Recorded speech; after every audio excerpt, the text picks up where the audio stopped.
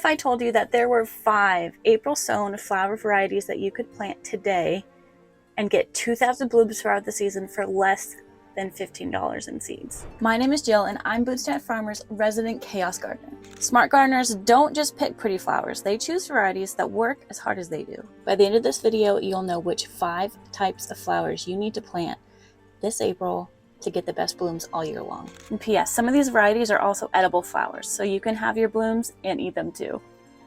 When choosing flowers for productivity, you want to look at these key factors: the number of blooms per plant, how long they flower, how easy they are to grow, and the cost per bloom. So let's see which flowers deliver the most value when started in April. Number 5, nasturtiums. At number 5, nasturtiums are an edible beauty. They produce about 20 flowers per plant and start blooming 5 to 6 weeks after planting. The flowers and the leaves are both edible and have a little peppery kick. Nasturtiums work as companion plants in vegetable gardens to draw pests away. They're great in containers, they're great as ground cover, and depending on your climate and where you plant them, nasturtiums can also self-seed. Number 4, Bachelors Buttons.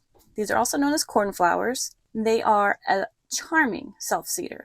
They bloom from early summer until your first frost, which depending on your growing zone could be about 10 weeks. They're available in a ton of colors, so you can get them blue, pink, lavender, white, maroon, etc. Each plant can produce hundreds of blooms over the season.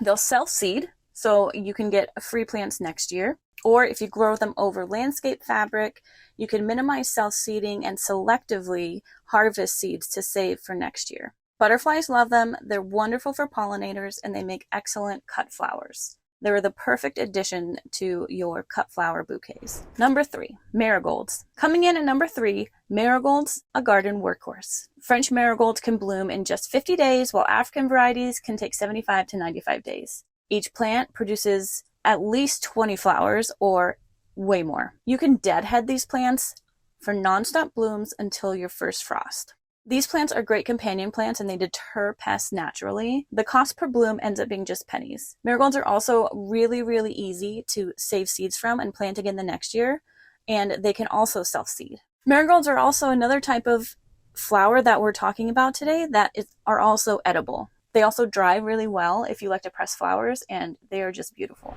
Number 2, zinnias. At number 2, we have zinnias, which are the classic homesteader flower farmer cut garden flower. Each plant can yield around 20 to 30 stems when cut regularly. You want to deadhead throughout the year to keep them blooming. They will start with their first blooms only about 8 weeks after they're seeded. The more you cut, the more they bloom, and depending on how you cut them, you can train your zinnias to have longer stems, or you can train them to produce more short flower stems. The flowers last well in vases. They also dry really nicely if you like to dry flowers. If you like to press them, it's a little harder because they can be chonkier. But if you dry them using other methods that dry the whole flower, then they will look beautiful for a long time to come.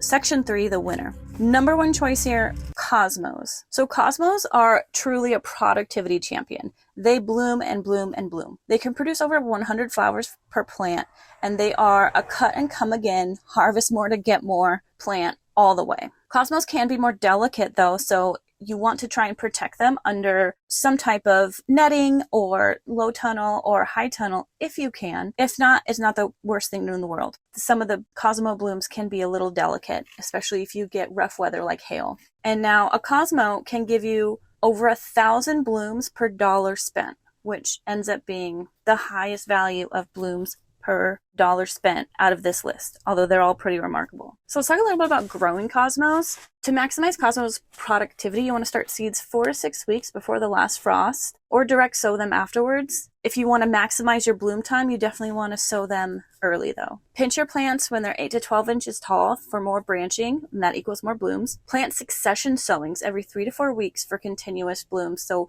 every Cosmo plant is going to have its peak bloom, and then it's kind of going to produce less and less flowers as it ages. And so by succession planting these flowers, you can have plants always at their peak productivity all throughout the season. Space your cosmos 7 to 12 inches apart for stronger stems. You can also use some of our flower netting to help space and hold up your cosmos and keep them spaced evenly, easy to harvest, and their stem straighter. Cosmos seeds can germinate pretty quick, sometimes within a week, and they thrive in a full sun and are drought tolerant once established. Cosmos could grow pretty much in any growing zone in the US. So depending on your growing zone, April can seem like a little late to plant seeds. These 5 seeds grow fast enough and produce blooms fast enough that they are still worthwhile to plant no matter what your growing zone is in April. There are varieties that take a lot longer to germinate, like Zenyas, that you definitely want to sow earlier in the season, but these germinate fast enough that you can get a lot of bang for your buck even if you're sowing in April. Zinnias and Cosmos that are started in April will bloom almost as early as March sown plants. What you want to think about is day length. Plants grow at different rates depending on how much sunshine they get and the temperature of the soil. Even though you could have planted Zinnias and Cosmos in March, the fact that they are not going to have the day length and the warmth that the April sown plants will get mean that their rate of growth ends up being almost the same. If you were going to choose which flowers to start in March, I would first plant the ones that have a longer germination rate and then move into these 5 as you finish those up, because if these get started a little later, it's okay. A lot of these flowers could be direct sown by mid-April, and the difference in productivity that you're going to see for these flowers is going to be minimal for home growers. If you're a flower farmer, you might notice more blooms and more stems if you plant in March. For most of us, it's not going to be a noticeable difference. All right, so there you have it. These 5 flowers will give you the most blooms for your buck when started in April. Cosmos lead the pack with their incredible productivity. So if you're going to plant any of these, I would pick Cosmos, and you could even plant a few different varieties to see which ones you like best. For best results when you're starting these seeds, you want to choose high quality seeds, provide adequate light, always harvest your flowers regularly, and keep deadheading to keep your blooms at maximum productivity. So which of these